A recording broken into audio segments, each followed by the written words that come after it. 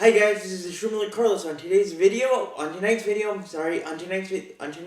give you my rolling review of Austin Powers 1 of the Austin Powers trilogy, Austin Powers International Man of Mystery. So here we go, guys. I love this trilogy because it stars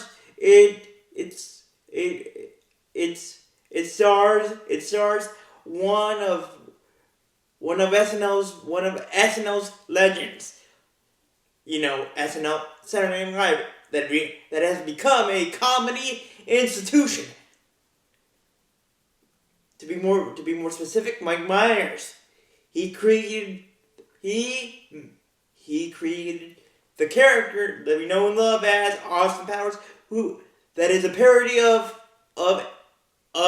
James Bond and every spy dude besides James Bond. Just like James Bond, Austin Powers has an enemy. But unlike 007, Austin Powers has only one enemy, and that is of course the Master of Evil and baldness, Dr. Evil. Now let's get started with my rolling review of Austin Powers International Man of Mystery. This awesome trilogy begins in the year 1967. To be more specific than that, swinging London in 1967. Austin Powers is deadly to his enemies and a total hunk for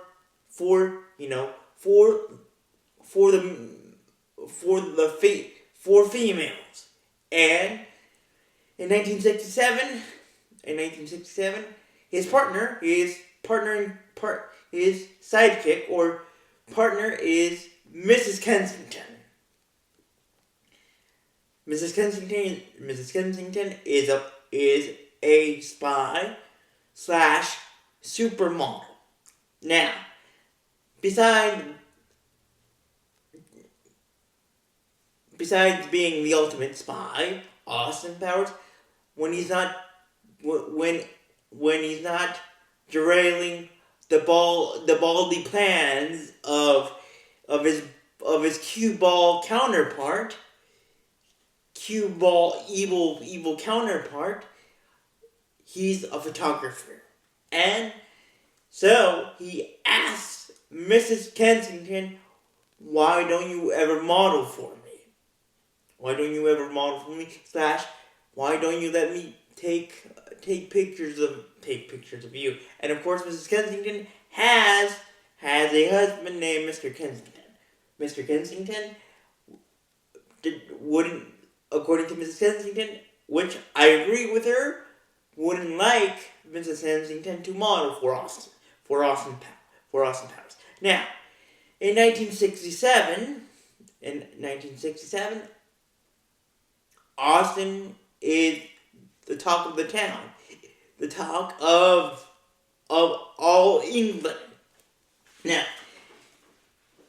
to give you a little bit of a broader context of this awesome pool of 1967, this awesome London pool of 1967. In 1967, as some of you may know, we were in the midst of the Cold War. But here in the U.S., but the UK or the United Kingdom or London were allies. So it was natural to think that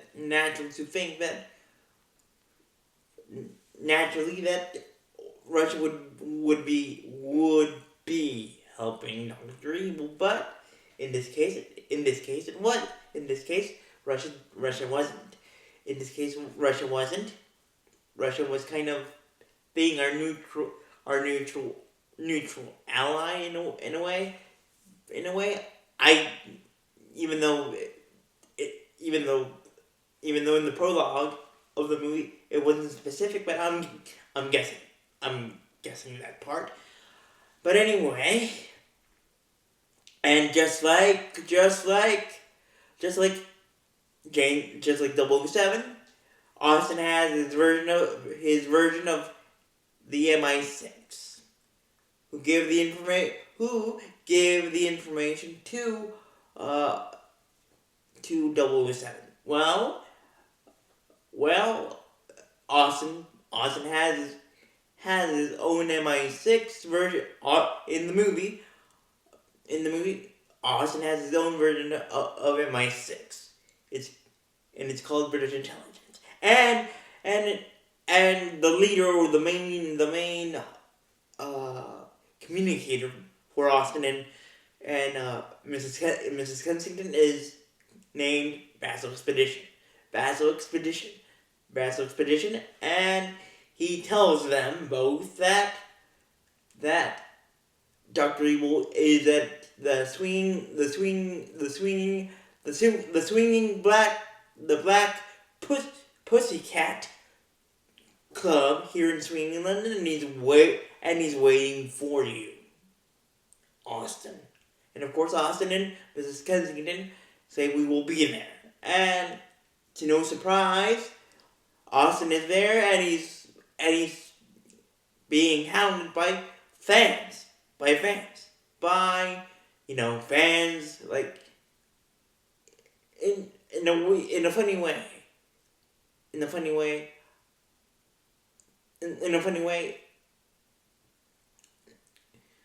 Mike Myers was able to create a fun memory flashback to Beatlemania, with the fans with every London citizen in swinging London to go crazy and completely cuckoo, completely crazy, and just completely drunk, completely just enamored and hypnotized by Austin Powers, just like in the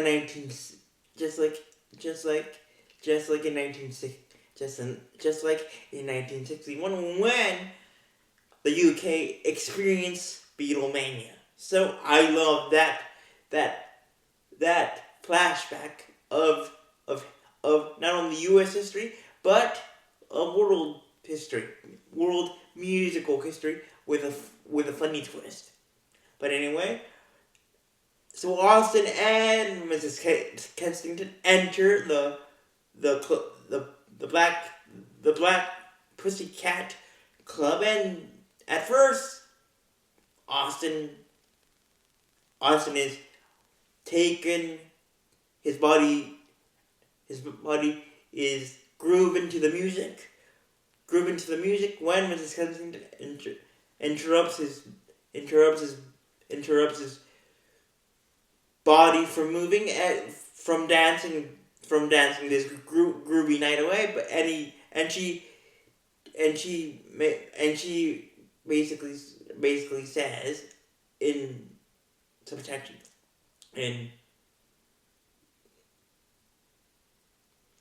subtextually, of course, that Austin, we need to concentrate. Then Austin and Mrs. Kensington go to the dancing floor, and Austin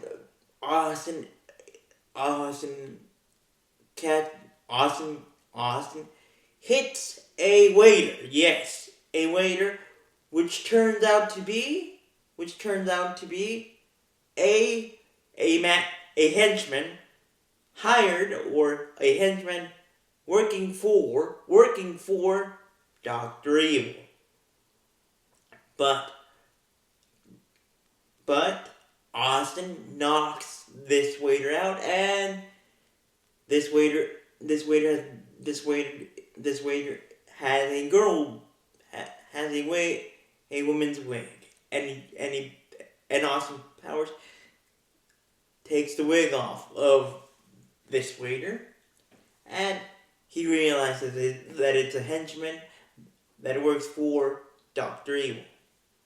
This henchman gets into a fight, a tiny fight with not a big fight with Austin. Eventually, Austin hits this henchman with a karate chop, and he knocks him down. But then Austin picks up this henchman and asks this henchman, "Where's Dr. Evil?" Then Dr. Evil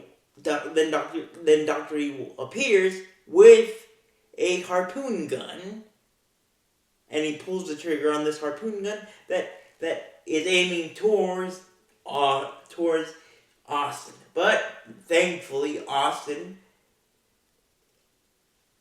covers or is saved by the shield, the human shield of the waiter. So basically, what I'm trying to say, guys, is that Austin used the henchman that he just knocked down as a human shield, and the henchman is impaled by this harpoon that it was meant for Austin by Dr. Evil. Then Austin says, "There's that baldy nutcase," to put it in a nicer tone, and so Mrs. Kensington and Austin go to the next level, go to the next floor, up to the next floor of the club, and they enter a black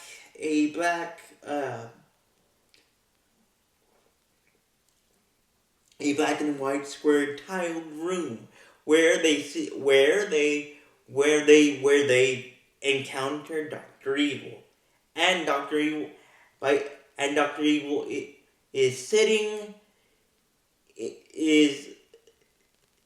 calls for Mr. Bigglesworth, which is a funny callback to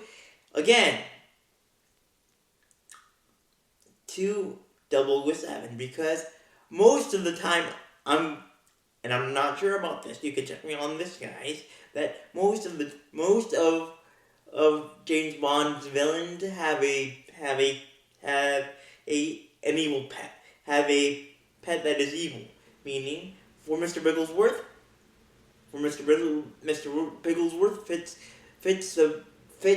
the bill for a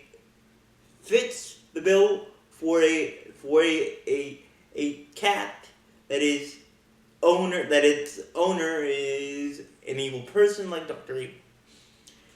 But Dr. Evil calls Mr. Bigglesworth to come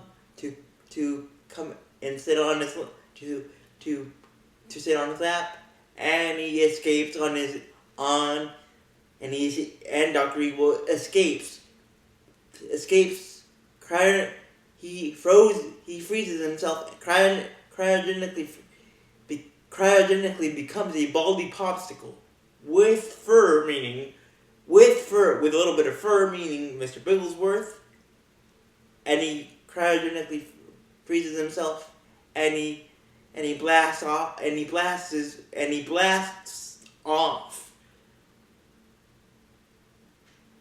with his big boy rocket. Yes, guys, like Big Boy, the burger chain from California, the famous burger franchise chain from California. Yes. And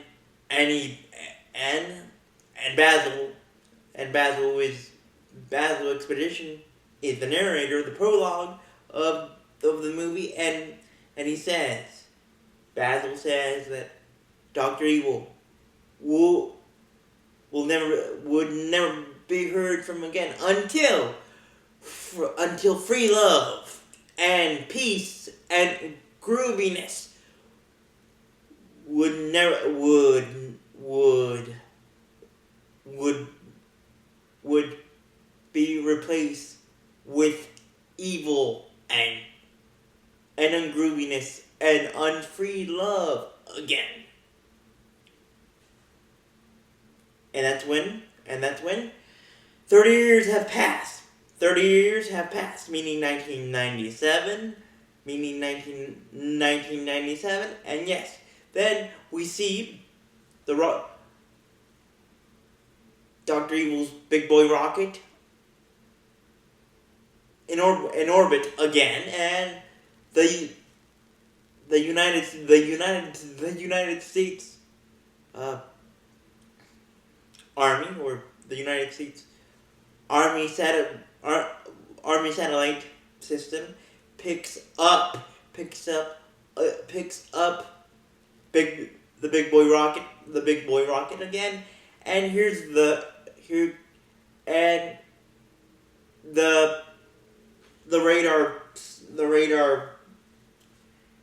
radar reader that is looking at the big boy figure on the radar says to his general, would you come and see this? Would you come and see this? I just picked up a figure on my radar that looks like Big Boy, meaning the Big Boy rocket, Dr. Evil's Big Boy rocket. And the running joke and the running awesome joke in the trilogy is that every time that the radar reader sees something from Dr. Evil, he always says, "It looks like." Then another person says, "It looks like Woody. It looks like a Big Willie," and stuff like that.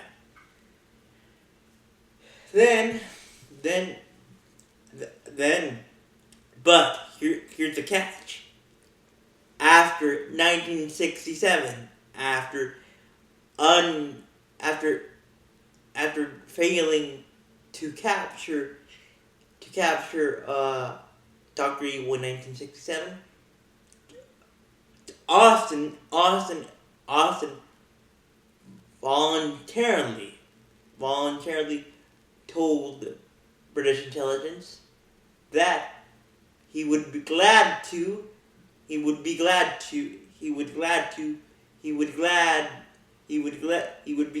become a British popsicle. Yes, a British cryogenically frozen popsicle. So Austin Powers voluntarily offered himself to be cryogenically frozen and to be unfrozen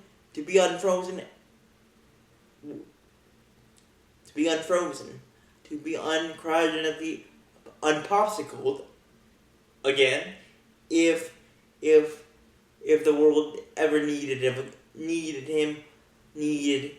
to stop his baldiness of evil again, meaning Dr. Evil. And that was the case. But here's the catch. Also for Austin, by this time in 1997, the Cold War had ended.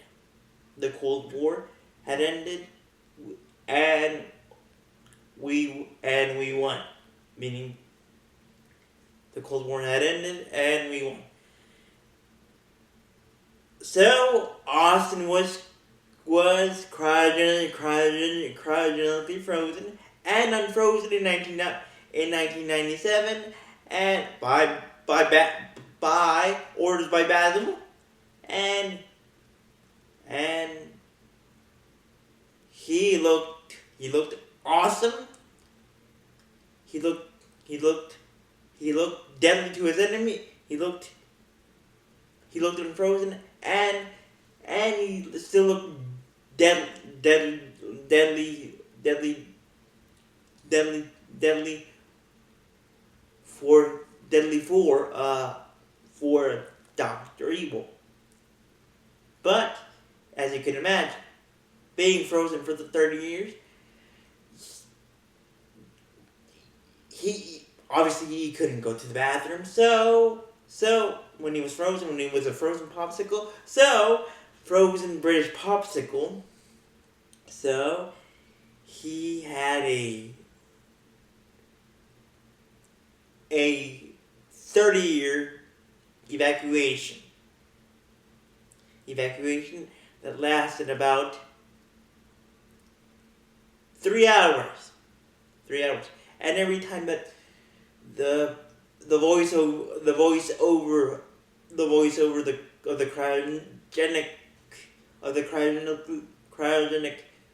cryogenic room would say evacuation complete, she would get to evacuation come almost to the word complete. Austin would evacuate even more. So after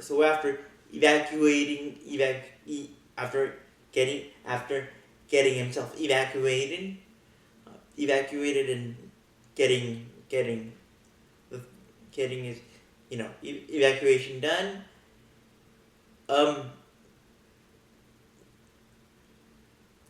Austin needed to be woken up by electrons, and plus, even though that he was uncriogenic frozen, he was still kind of out of it. So he had electrodes attached to his British physique, and he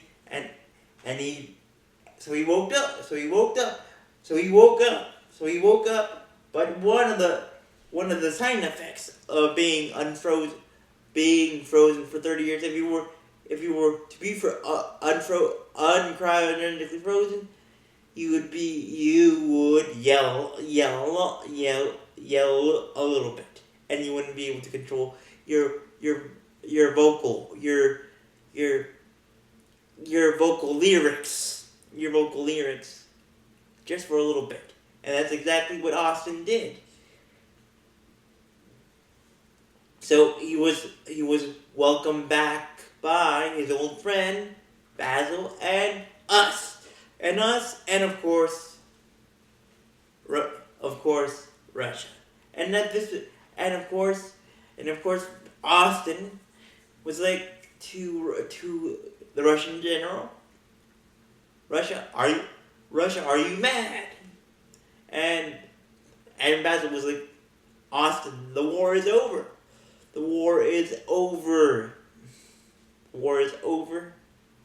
We won. And then Basil says, Dr. Evil is back. Dr. Evil is back to his bald evil plans. He's planning a baldy plan again. And Austin, of course, says, when do I begin? And he says, am I working with Mrs. Kensington? And of course, Basil says, no, Austin. Mrs. Kensington has retired. You're going to work with Miss Kensington. Her daughter, Vanessa. And Vanessa is played by Elizabeth Hurley. And so when Austin sees Vanessa, he can't can't control his enchantment. His enchantment towards her, and says, I bet you can get groovy. You can get groovy under the sheets, if you know what I mean. And of course, Austin is like, sorry about that, guys. I guess it's a sign. It's another sign effect of it's another sign effect of the unfreezing process. And I hope I didn't say that out loud. And of course, Vanessa is like, not is not surprised, is introduces herself, and after getting himself all on electrode, Austin goes to pick up his things. Goes up and picks his things up that he had left in 1967, when he voluntarily offered himself to be a British popsicle. And to no surprise, yes, Austin had some interesting stuff. A Burt Bacharach greatest hits record, a pump, a Swedish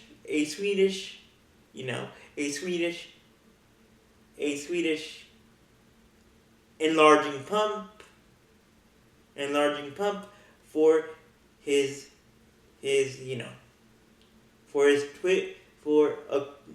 and before I continue, guys, full disclosure, I forgot about this. Sorry about that, guys.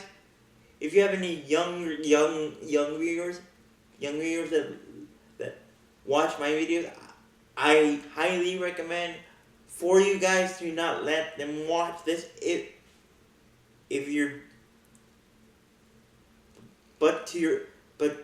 your own viewer discretion is advised. So this Swedish enlarging pump was for his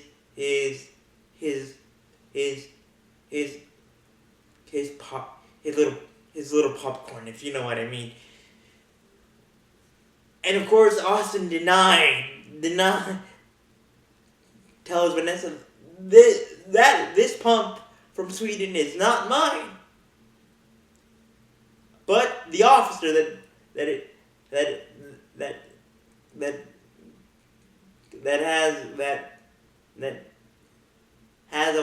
has all the things of Austin Powers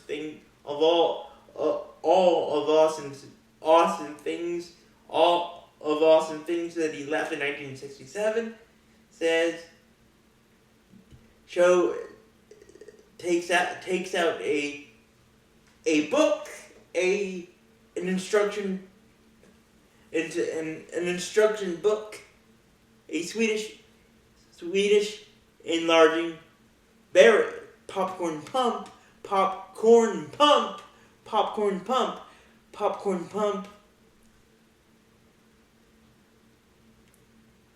written by Austin Powers, and the title is pretty funny. This Swedish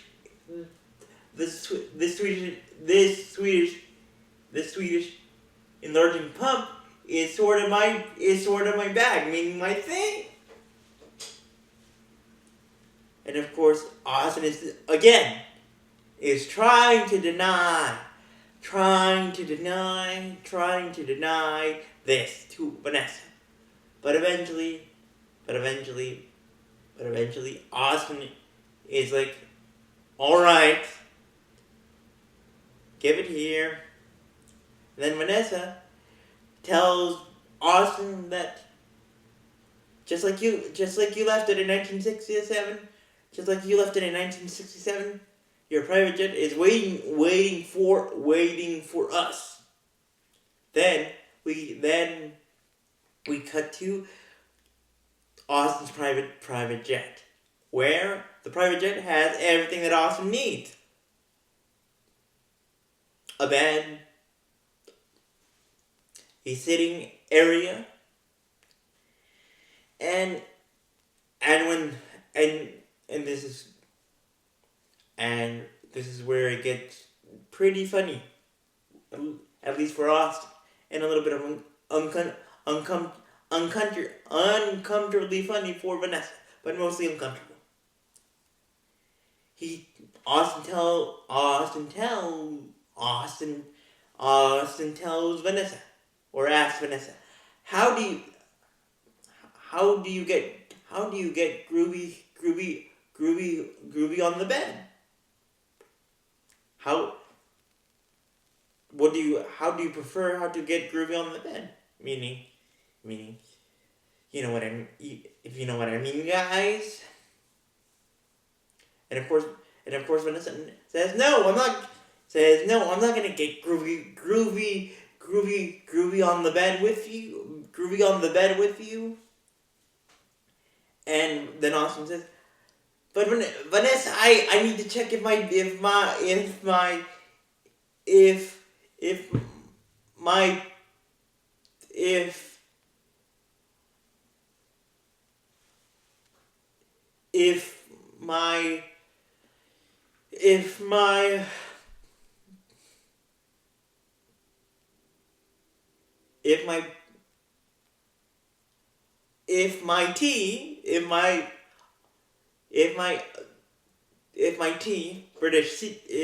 British tea is still working down there.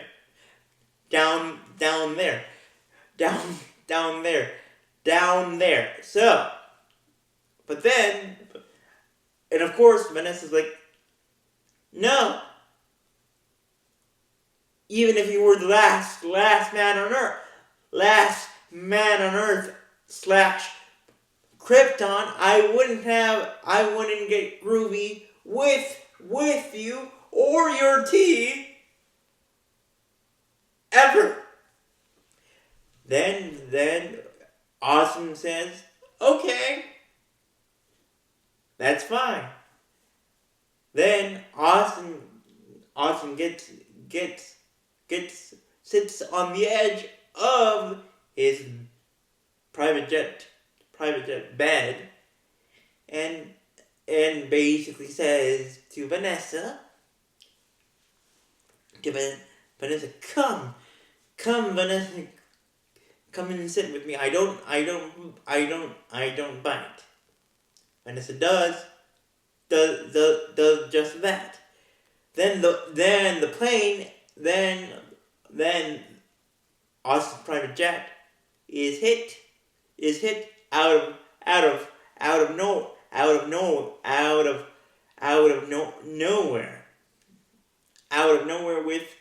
with some ungroovy turbulence. And this ungroovy turbulence causes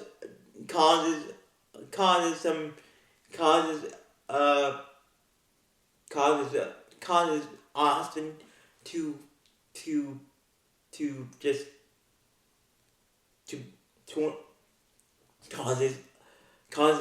causes Austin to fall over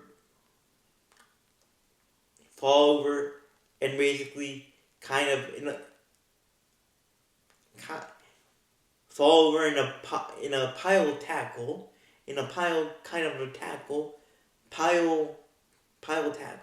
if we were talking about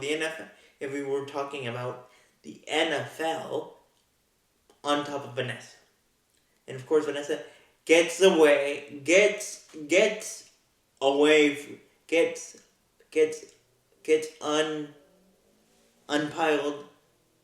unpiled.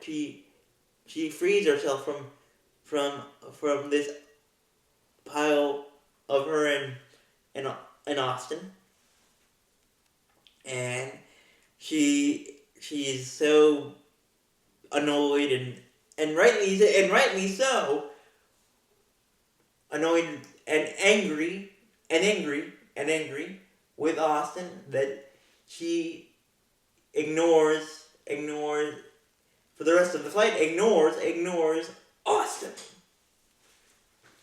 But in the background, as we see Vanessa angry and annoyed at the same time, we see Austin just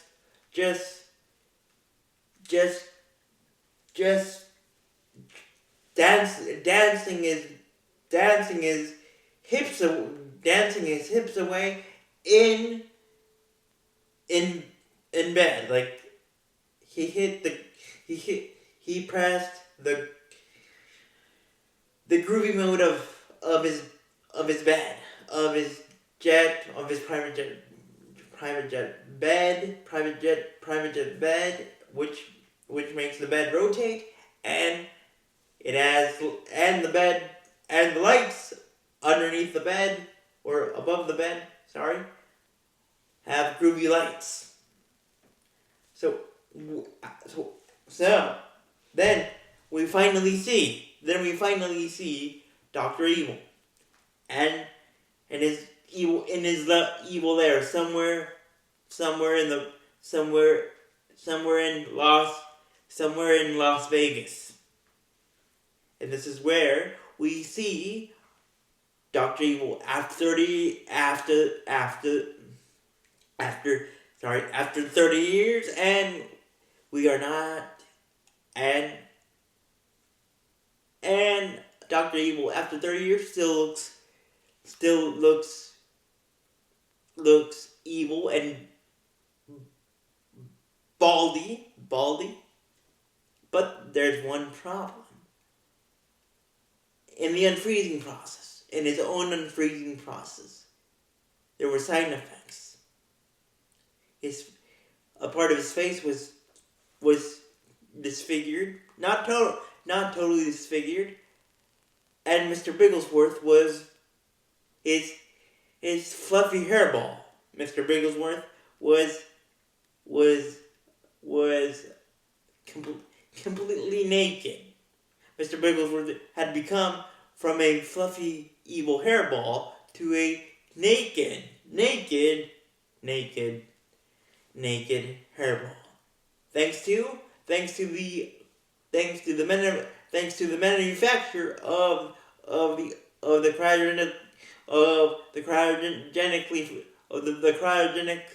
cryogenically frozen freezing process.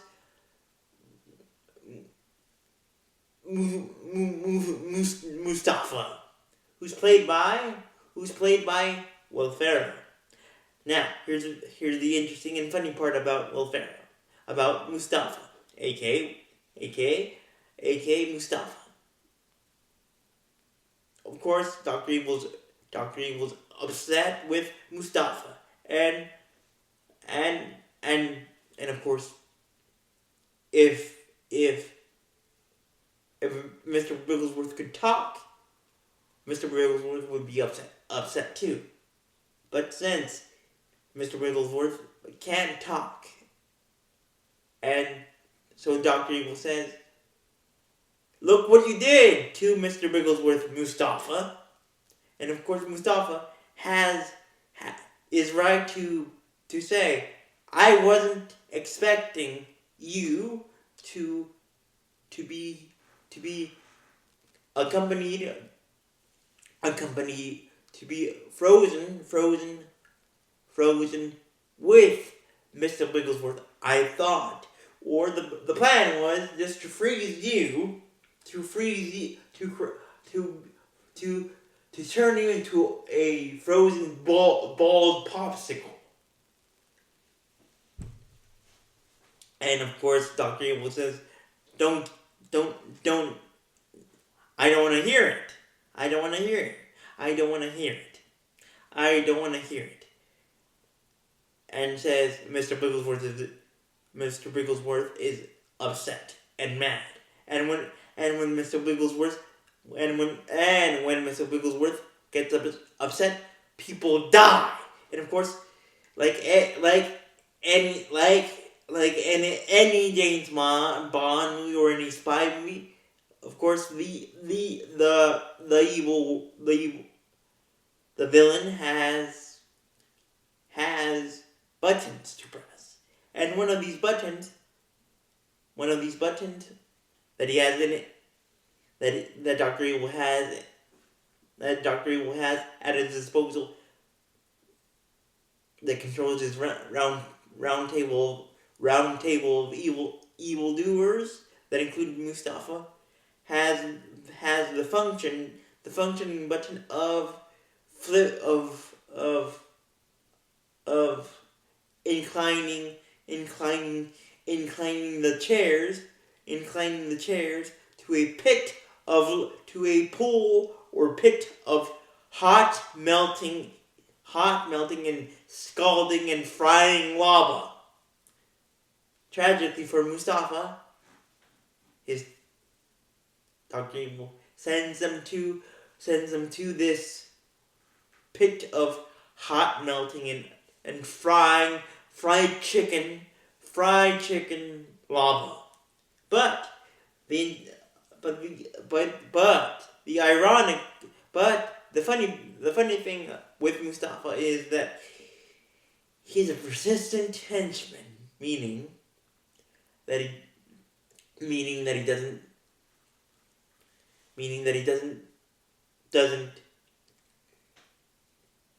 doesn't become fried chicken that easy. So, after realizing that Mustafa is not dead, but fried and badly burned, like fried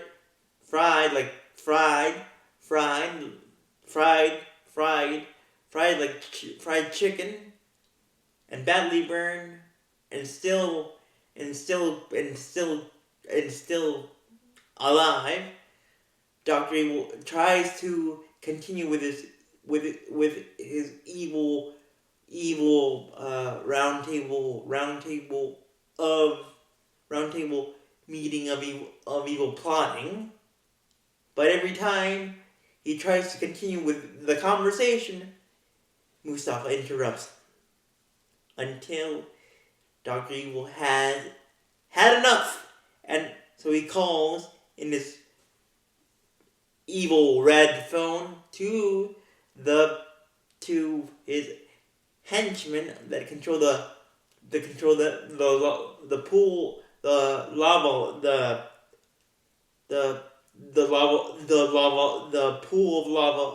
the pool of lava room, and Mustafa gets shot in the arm, but he doesn't die in the arm.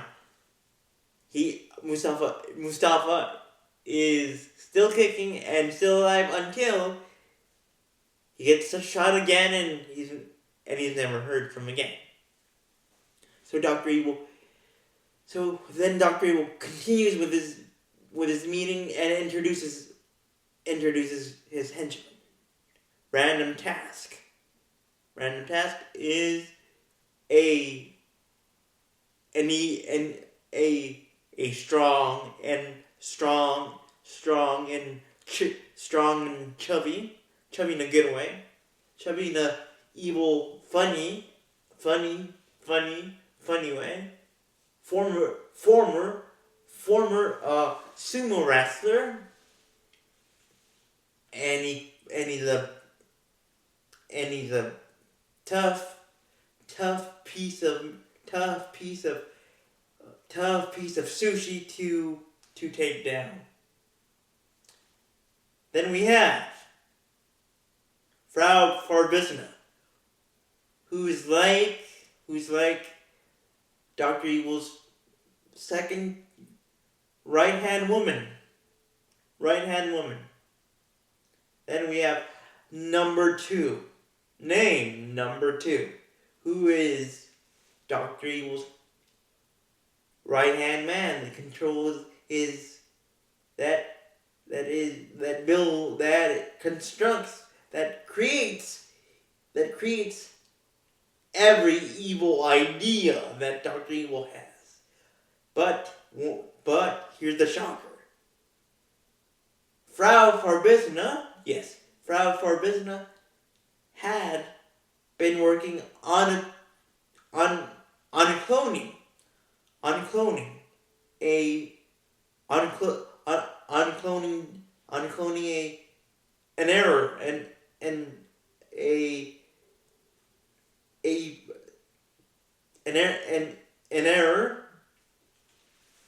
an error just in case if Dr. Evil wouldn't be able to return.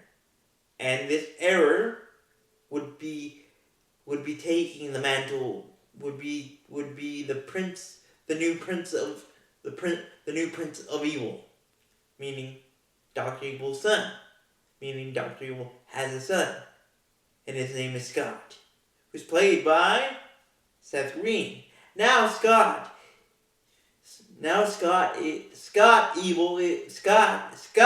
Scotty Doo is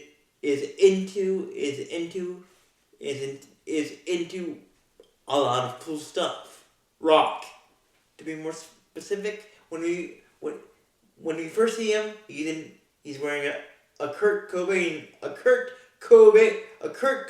shirt, meaning he's a Nirvana head or Nirvana head, and he's shocked to see his father, but he's angry at it. He's mad. He's obviously mad at his father because he hasn't seen him in 30 years. And of course, Dr. Evil is like, come you little, you spiky hair freak. I'm your father. Don't look at me like freaking pregnant. Don't look at me like I'm the freaking wolf man.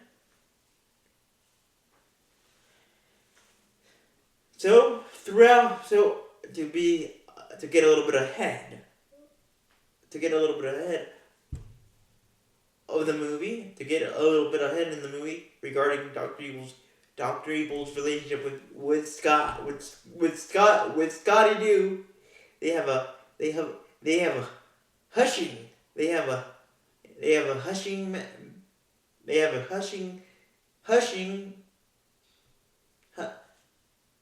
two hushing match, meaning that the two of them try to shush each other.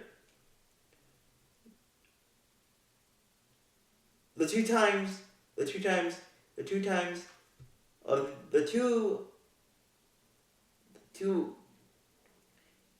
Dr. Evil wins the two shushing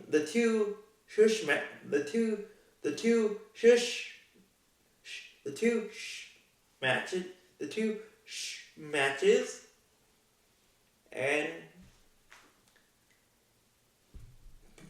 but now let's go back. So Vanessa and Austin have received intel by Basil that number two and his secretary Alana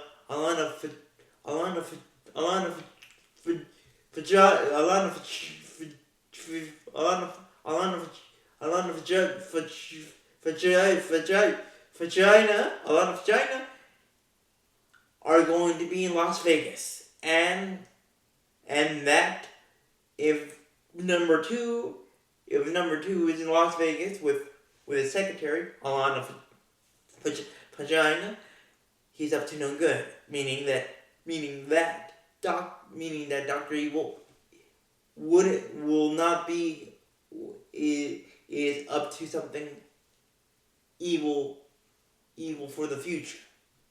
Evil in the future. And Basil wasn't wrong.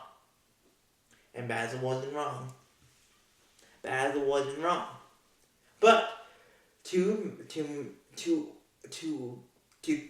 so Austin and Vanessa go undercover, go undercover, pretending to be married, to be go undercover as a married couple. Austin comes up with his name, comes up with his name of Richie Cunningham, and introduces himself to number two, who's playing at a table blackjack, and he introduces Vanessa as Oprah. Yes, that Oprah. So number two and Alana Stein, get Vanessa, get Oprah. You get an Oprah. You get an Oprah. You get an Oprah. And so of course,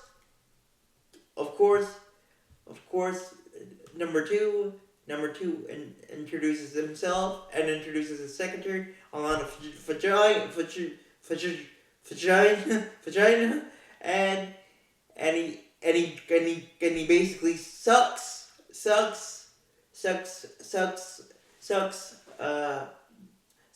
Austin into, goats him into a friendly funny competitive game or hand of blackjack. And of course, number two has an eye patch, just like a pirate, but his eye patch is not your normal typical eye patch. It has X-ray vision. So number two is able to cheat his way towards a good hand of blackjack. And so the dealer gives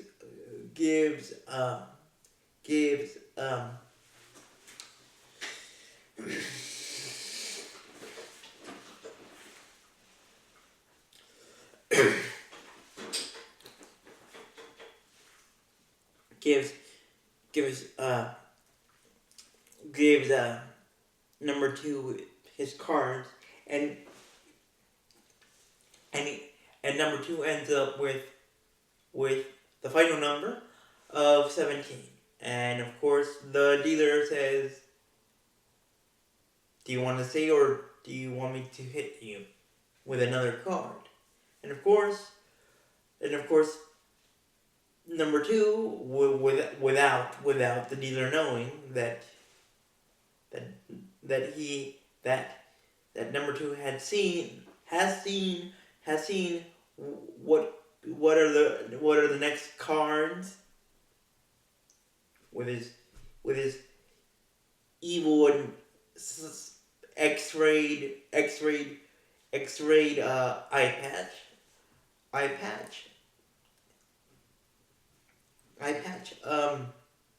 Number two says to the dealer, "I'll stay." And to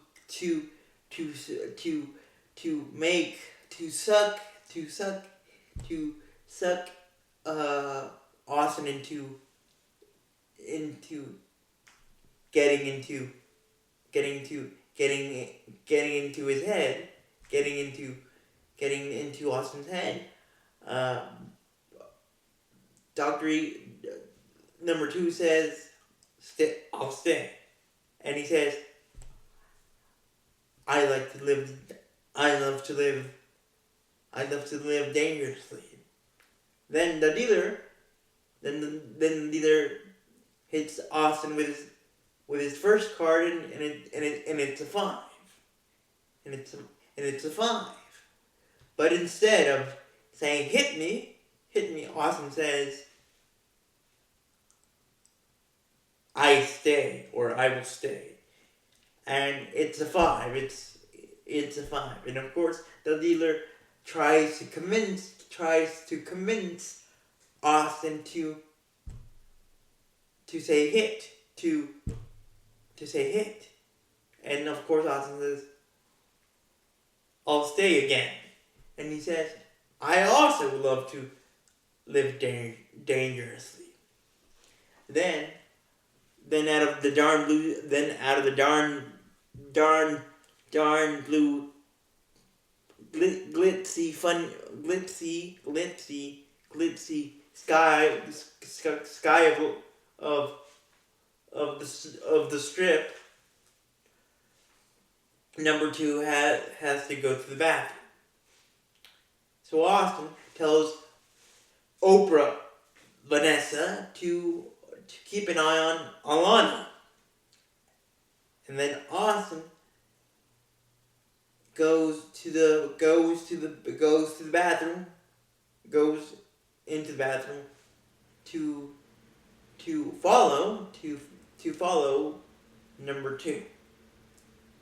But unbeknownst to Austin, number two did go to the bathroom, but he's nowhere to be found.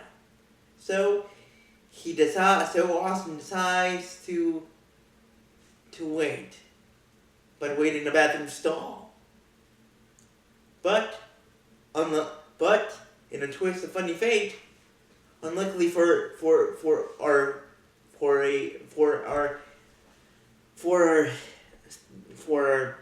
handsome British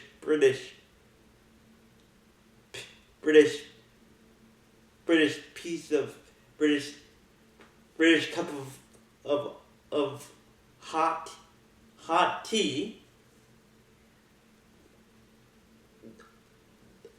above his head in the bathroom stall, the tile on the wall is moved by another henchman.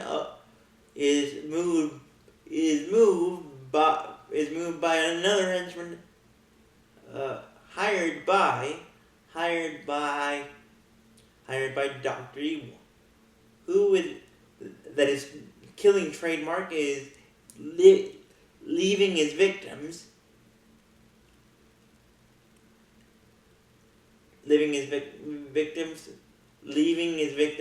dead, and this henchman to commemorate his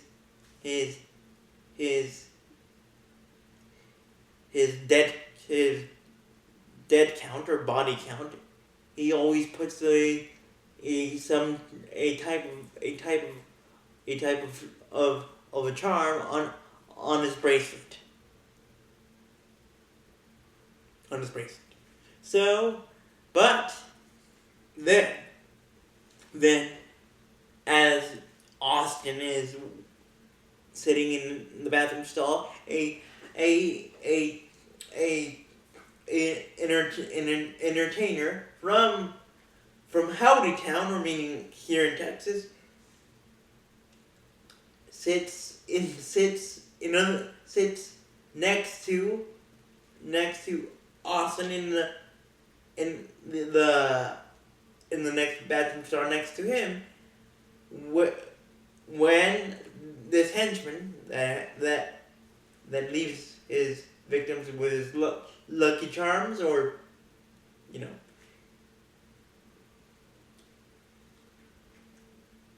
tries to choke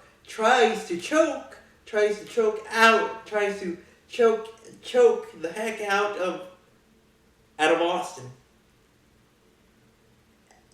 But funny and tragic at the same time, but mostly funny. Austin is able to pull this henchman into the bathroom stall with him,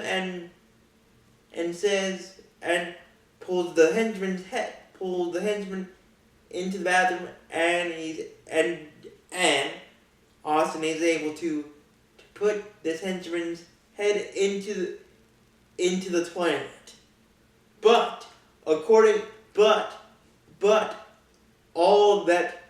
all that the Texas entertainer can hear, who's played by Tom Arnold. Tom Arnold is this: who does number 2 work for? And according to Tom Arnold's character, the Texas entertainer, Austin is taking his time, taking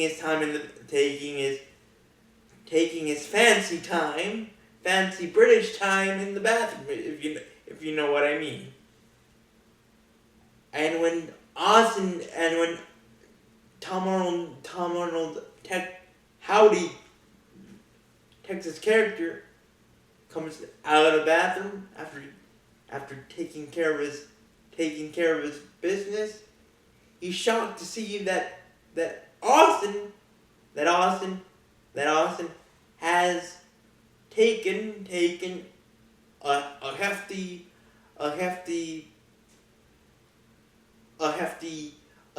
load out of his body. Meaning, if you know what I mean. But Tom Arnold's Texas entertainer character says, "Boy, what did you eat?" And then we fast forward to the later that night. Then all of a sudden, we see Austin taking a few photos of number 2's whereabouts when he's captivated by Vanessa's beauty under the luminescent lights of Vegas of Vegas, baby. And Austin says to Vanessa, let's go out all night on the town. And that's what they do. So then we see a hotel scene. And obviously Vanessa and Austin are playing Twister, the game of Twister, and Vanessa's quite frankly a little bit happy, meaning drunk. Elegantly, royally, Britishly, and quite politely drunk. And of course, Vanessa's so drunk that she basically confesses that she wants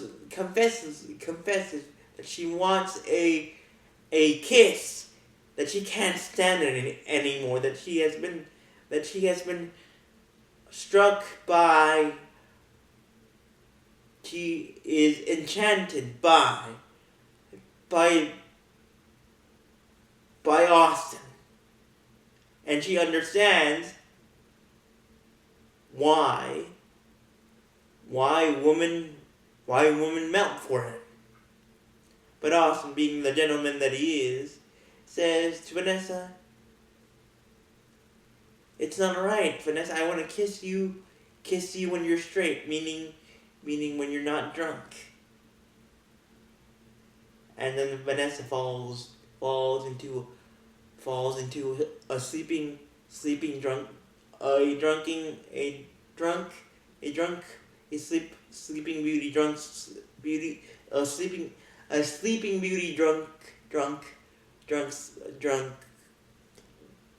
sleep. But she falls asleep. She falls asleep. But she falls asleep on squishing poor Austin's hand. But that luckily, Austin is able to free his hand from getting squished by by by Vanessa, sleeping Vanessa, and he goes to the living room of his of the of his suite with Vanessa, and that's when he receives an email from Basil, and Basil says, "I need you to go to Alana's penthouse. She has a folder containing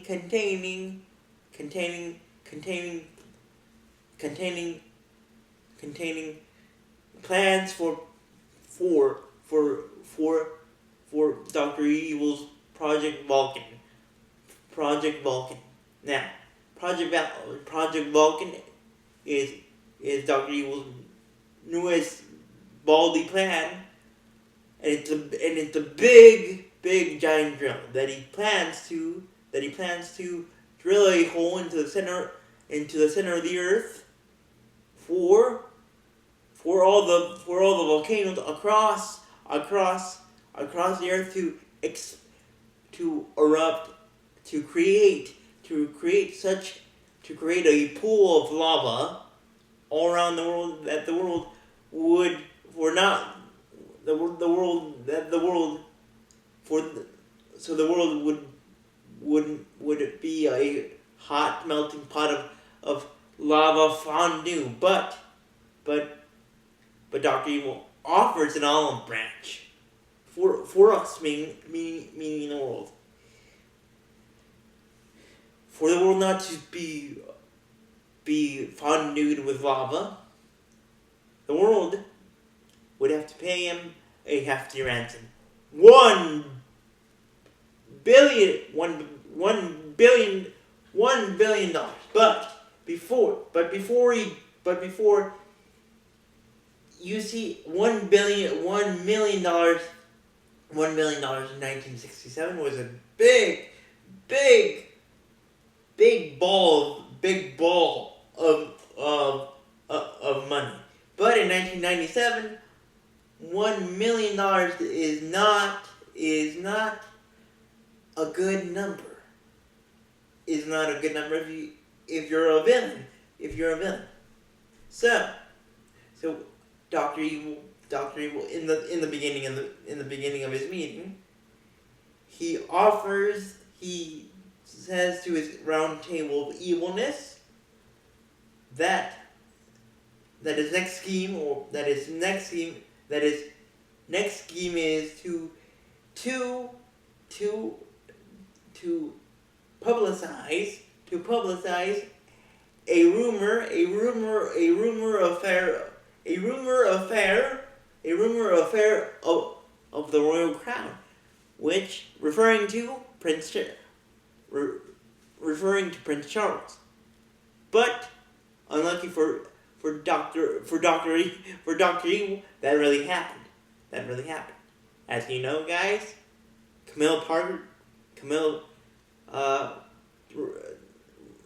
King Charles did have an affair with Camilla Parker Bowles, and Lady D did, in fact, divorce. But Dr. Evil incredulously, and he was right for not knowing this. He was like, throw me a freaking bone here. Just, would somebody tell me what has been going on for the past 30 years since I've been a frozen bald popsicle? And the person that tells him all of this stuff that has happened for the past 30 years that he has been a frozen popsicle is, of course, number 2. Then number 2, after Dr. Evil says $1 million $1 million. Number two says to Doctor Evil, $1 million is not the super evil number that it was in 1967. We need to go bigger. $100 million sounds better. Of course, Dr. E was like reluctantly,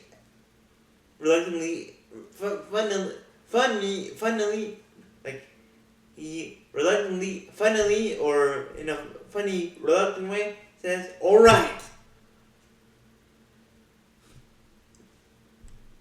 $100 million," and the United Nations freaks out. But now going back to the current thing that I was talking about.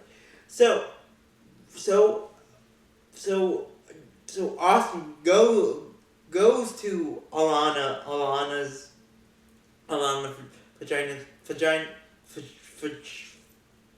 Alana's penthouse, and indeed, Austin gets the pictures of Project Vulcan, but in a funny twist of fate again, Alana catches Mr. Cunningham in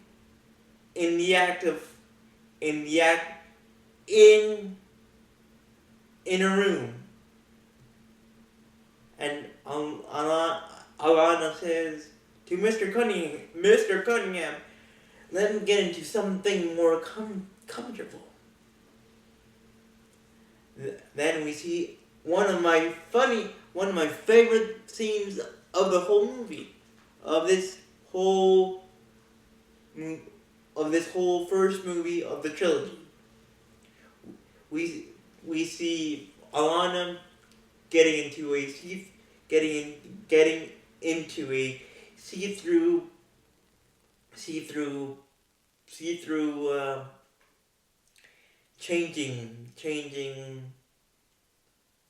changing tent, but it's not a tent.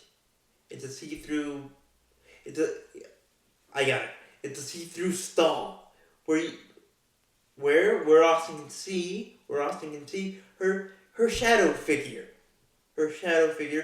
getting changed, and she's taking her clothes off, her clothes off, and of course Alana being from Italy is a beautiful girl, and of course Austin is like, oh my, good God, and his legs start to shake, or in my case, if I was Austin Clonus, which is a fancy CP related word that means shaking of the legs, and then his hand, he tries to control his shaking leg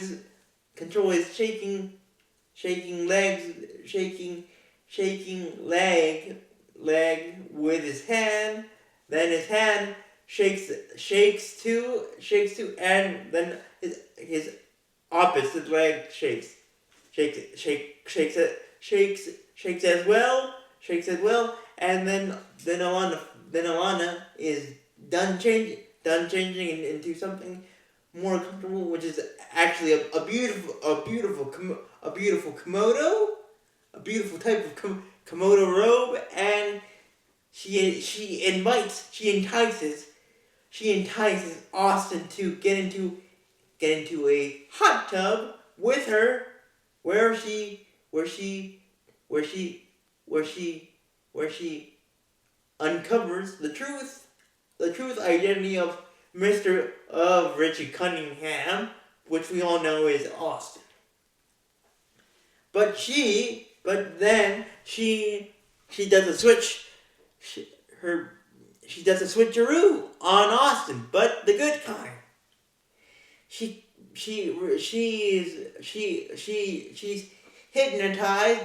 hypnotized, just like every other woman, by Austin's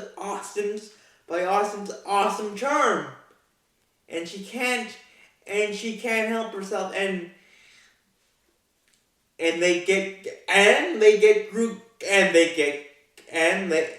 end up getting groovy in the hot tub. The next morning / day, Austin finally meets with Vanessa. At this point, Vanessa doesn't know that Austin got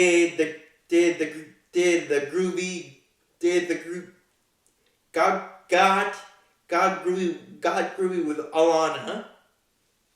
All she knows that Austin left probably for a leisurely fun night driving on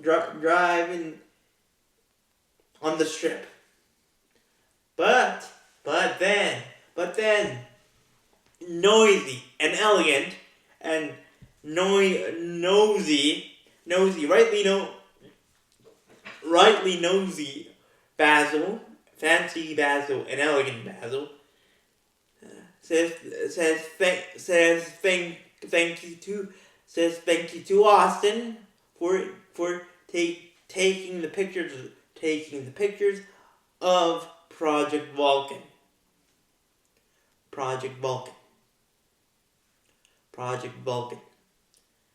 And of course, Vanessa's like, well, what? Like, she whispers, she says, like, quietly, what? Like, whispers, she says, like, silently, what?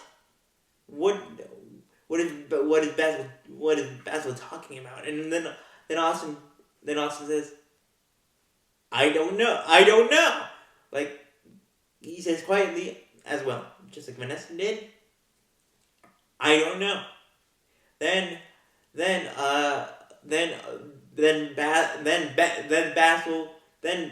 Basil's mom comes into the room, but then Austin punches Mrs.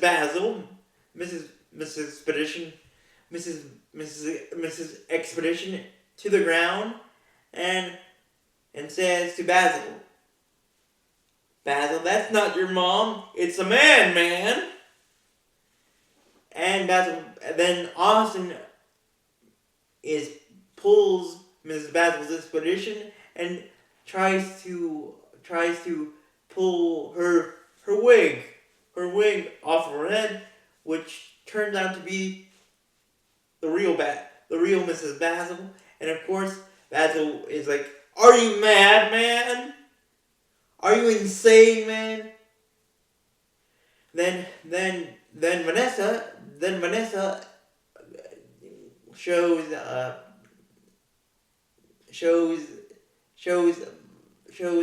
Austin new gadgets,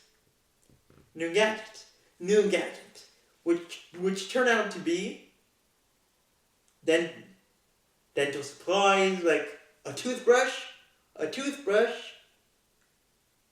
toothpaste, dental floss. Because guys, Austin has very, very ugly teeth. In a weird way that makes him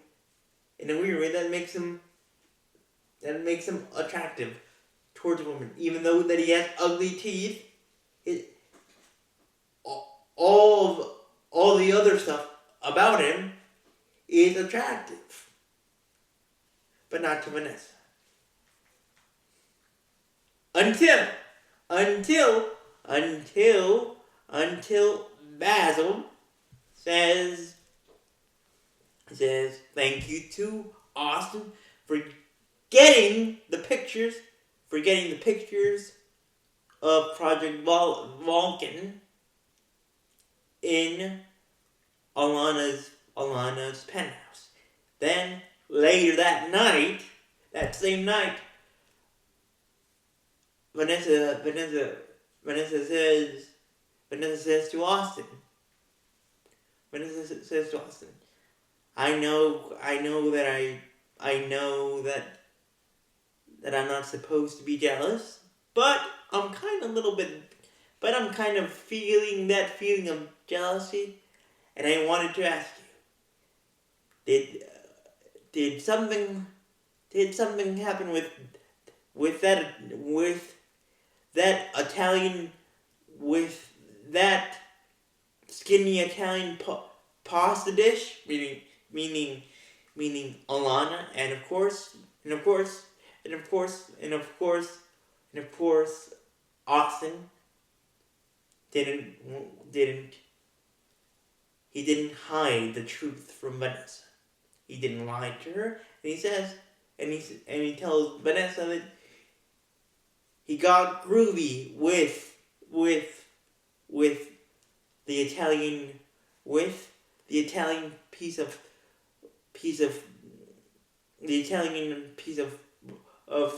skinny pasta in her hot tub. But instead of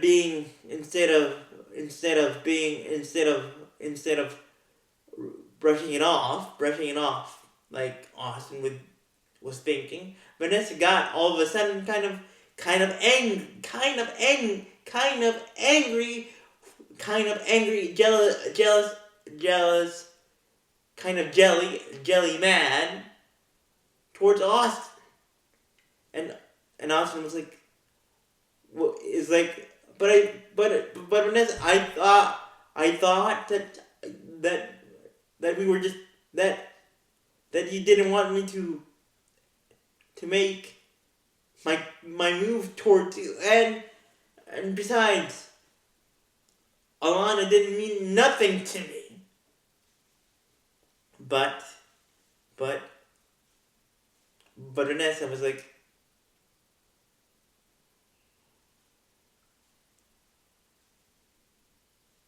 why her? Why did it have to be her? In a way. And then Austin is so depleted and so sad and realizes that maybe Vanessa has strong feelings for him. Finally, and Austin gets a little bit is down in the England Channel dumps, and he's not having fun, and he gets laughed at by a group of us, meaning a group of us Americans, and then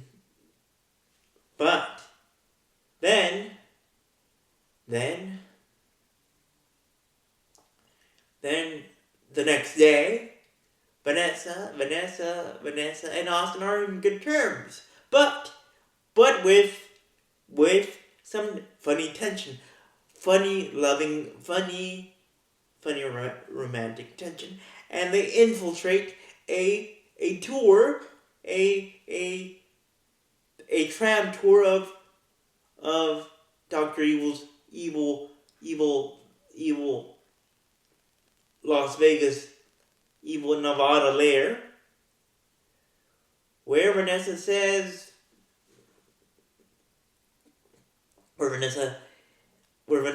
is dressed up as a cowgirl, and Austin is dressed up as someone from the wonderful country of India.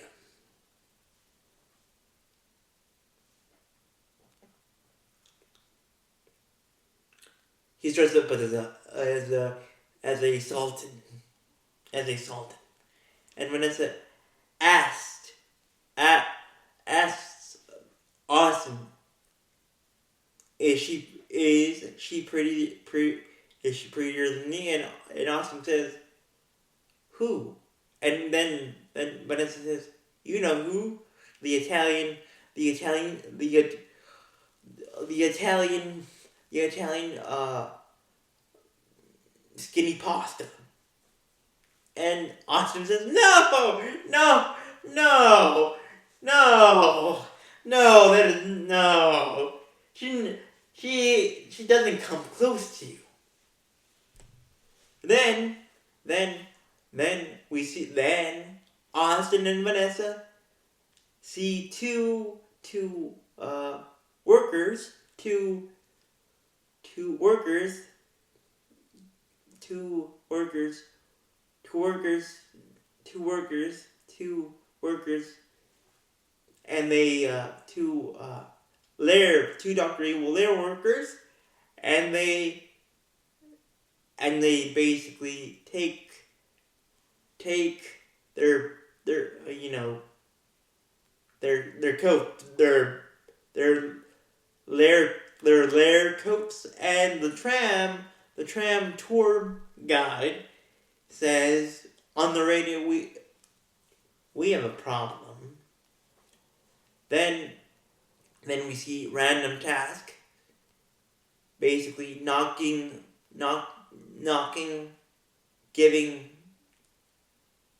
making Random Task making Vanessa's head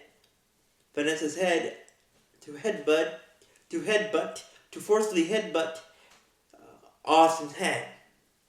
Then we see, finally in 30 years we see the encounter that we have been waiting for the past 30 years of Austin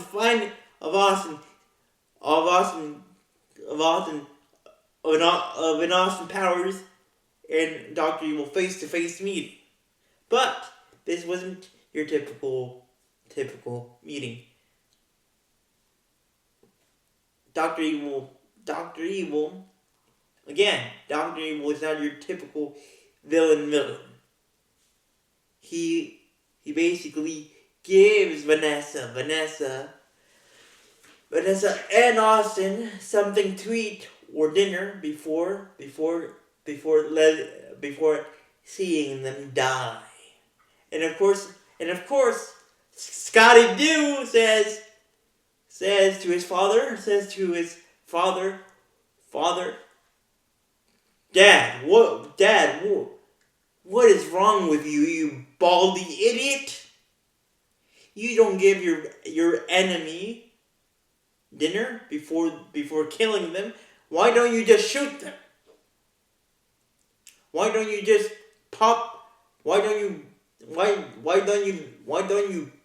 just shoot them already? And then again for the second time, Dr. Evil and Scotty Doo get into a shushing matchup, but this time with words. This time with a full conversation / shushing match, which eventually Dr. Evil wins and says to Scotty Doo, that you don't get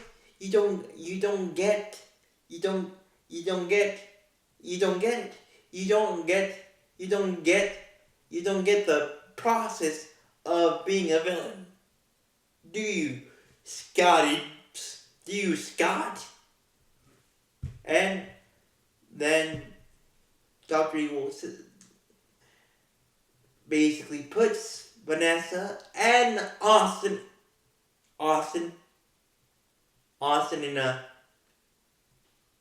in a kind of cave with kind of a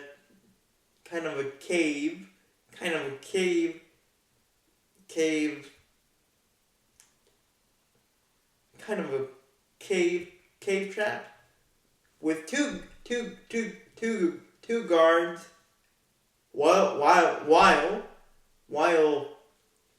Vanessa and Austin are suspended above a type of pool of death that has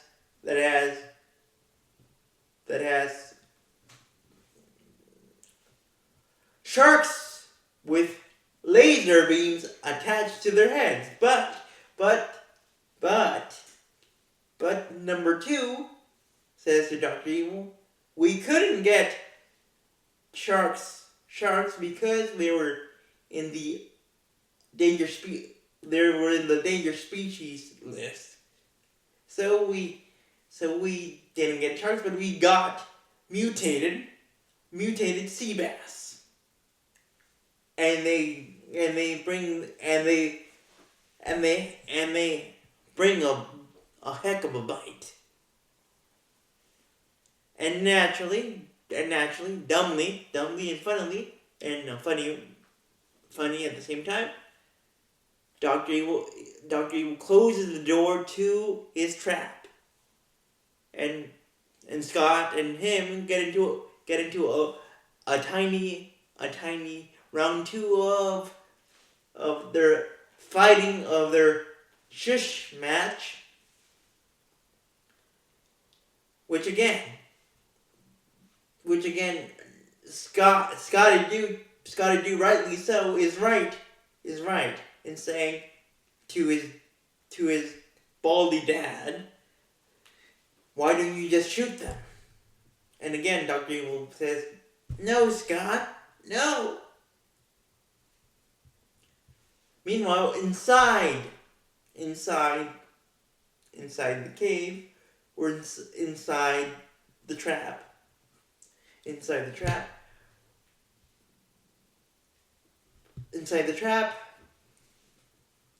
Vanessa gives Austin the toothpaste and the floss, and Austin says, Vanessa, I get it. I have very bad teeth. And Vanessa says, no, use them. Use the dental floss to use it as a hooking mechanism, and to hook that pole so we could swing to the other side. And they did. Ed Austin did that, and he was able to knock Karate Chop down. Karate Chop the heck. Karate the London Bridge. The London crumpet down. The guard down.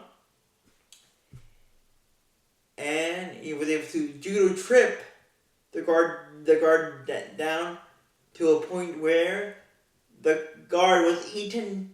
His head was ripped off by the mutated sea bass. Then Austin and Vanessa got out of the trap, but that wasn't it. That wasn't the end of it. Vanessa and Austin commandeered a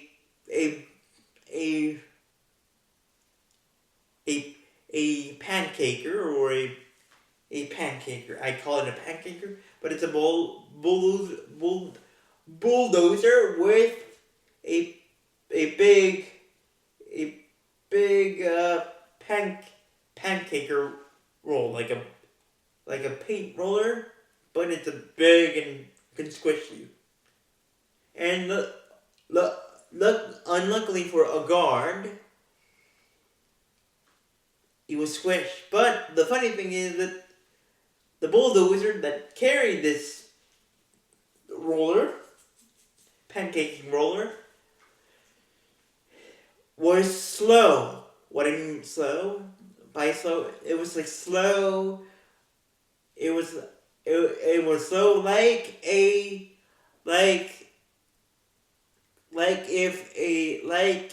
if Kim Kardashian's, hopefully it doesn't happen.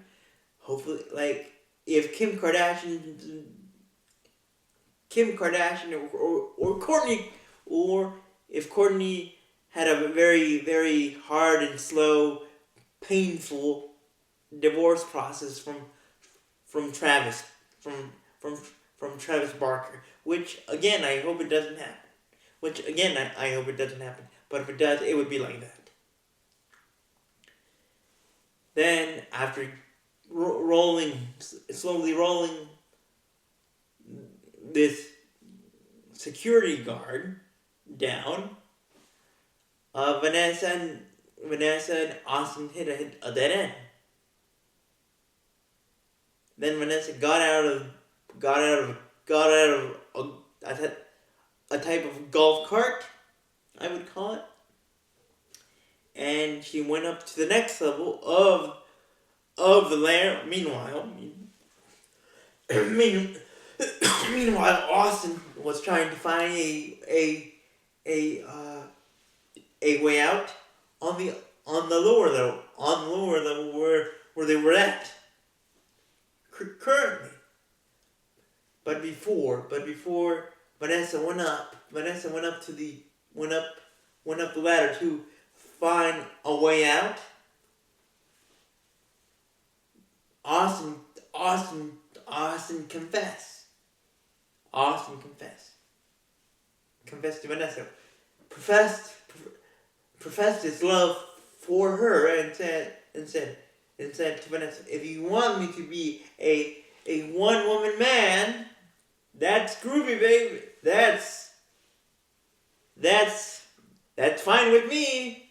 And Vanessa's like, instead of reacting like she would normally would, she said, "Oh behave," which in Austin word translation to American English is like, "Oh Austin." But unbeknownst to Austin, Dr. Evil in number 2 had one last thing, one last stopping mechanism for Austin, and that was the Fenbots. Yes, what I mean by Fenbots are they're basically women, attractive women, a group of attractive women that are supposed to be irresistible toward Austin, and they have a secret weapon because they use a certain attribute of their robotic bodies that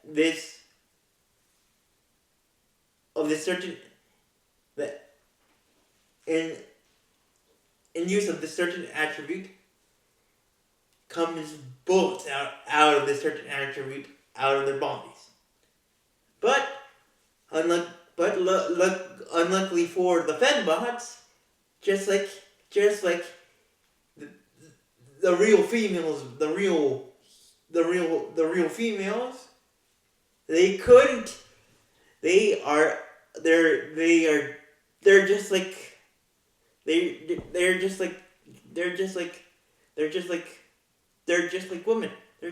like regular women. They can't resist Austin's charm, which leads Austin to dance his British hiney to to make the Fenbots explode. But unluckily for him, unluckily for Austin, Vanessa catches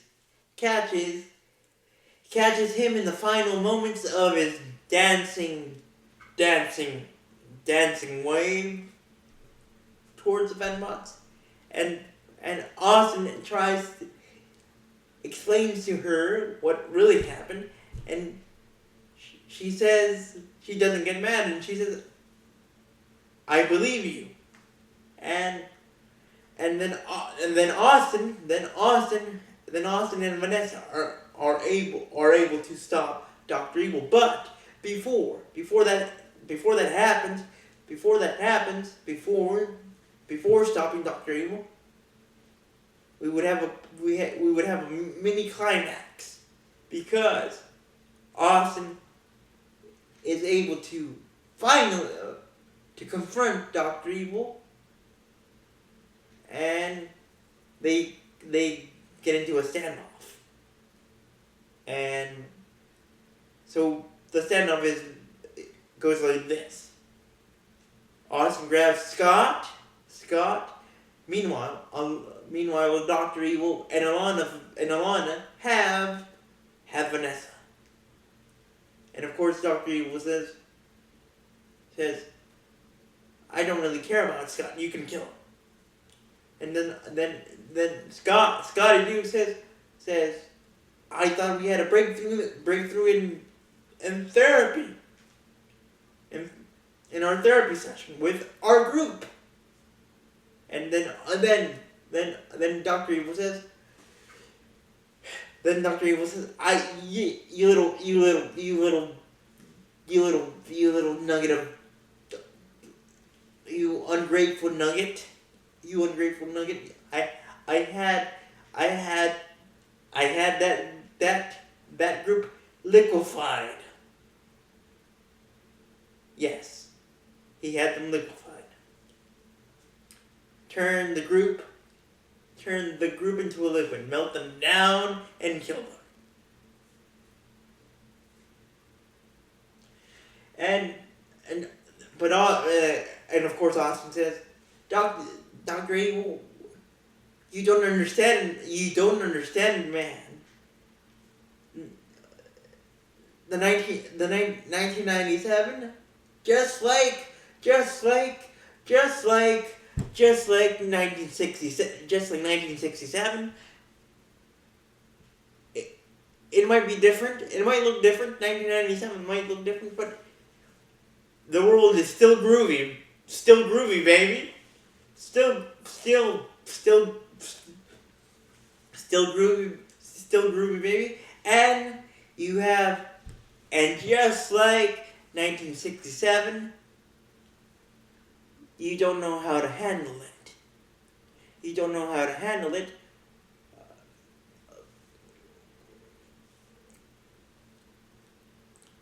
Peace and the freedom to love whoever you want, and to get groovy, and the fact of freedom of grooviness, of getting groovy with whoever you want to. And then, but before that, Austin is able to press the halt button for Project Vulcan, and Dr. Evil is unable to melt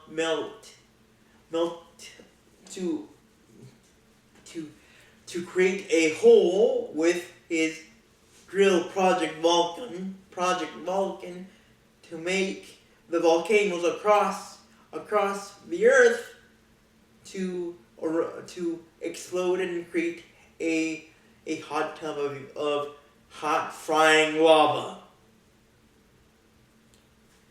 But just like in the beginning of the movie, Dr. Evil is able to escape is able to escape by his baldy head. But Austin and Vanessa, but Austin and Vanessa get married, are able to get married, and they get it, and they're on their honeymoon, and they get interrupted by Basil, and Basil tells them, sorry for interrupting you in your honeymoon, but I hope you got my gifts. And Vanessa and Austin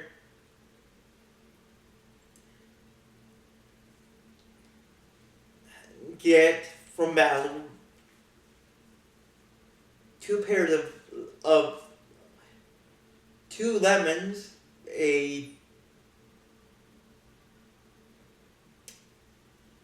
an egg rack, and other stuff. But Dr. Evil, even though that he's escaping cryogenically frozen again, and up with his big boy rocket again, he had one more dude that could finish Austin for good, and that was Random Task. So Random Task posed himself as a room service waiter, yes, and he was able to grab Austin by the neck, and he tried to choke him out. Then Vanessa gave some advice to her brand new husband. Use your pump, and Austin did. He increased the size of Random Task's big task, if you know what I mean, and Random Task died by the hands of Austin Powers. Then Austin and Vanessa were looking up at the moon and stars when Austin his eyes catched a bright light coming very fast, and it turned out to be Dr. Evil inside his big boy rocket, frozen, getting cryogenically frozen, getting in the process of cryogenically freezing himself like a bald popsicle again. And he said, "I'll get you, Austin Powers, next time." And that's how this wonderful, that's how this wonderful and funny first movie of the Austin Powers trilogy ends. So with that being said, guys, thank you for watching. Let me know in the comments if you want to. Have you seen Austin Powers 1, aka Austin Powers International Man of Mystery? And who or what part of the movie did you like? If you ever did see it, or if you ever saw it. So with that being said, guys, thank you for watching. Remember to leave a like, and with that being said, remember to leave a like, and yeah, baby, bye.